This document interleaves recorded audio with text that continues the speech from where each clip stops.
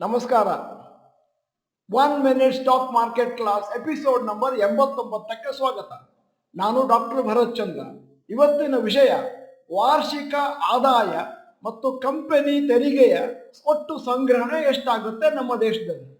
2017-18ರಲ್ಲಿ 10,02,738 ಕೋಟಿ, 18-19ರಲ್ಲಿ 11,32,718 ಕೋಟಿ, 19-20ರಲ್ಲಿ 10,50,681 ಕೋಟಿ, 20-21ರಲ್ಲಿ ಕೊರೋನಾ ವರ್ಷ 9,47,126 ಕೋಟಿ, 21-22 ಮೇಲಕ್ಕೆ ಹೋಗಿದೆ 14,12,422 ಕೋಟಿ, 22-23 16,61,000 ಕೋಟಿ. ಅಂದರೆ ವರ್ಷ ಜನರ ಇನ್ಕಮು ಮೇಲೋಗ್ತಾ ಇದೆ, ಸರ್ಕಾರಕ್ಕೆ ತೆರಿಗೆಯನ್ನು ಕಟ್ತಾ ಇದ್ದಾರೆ. ನಮಸ್ಕಾರ.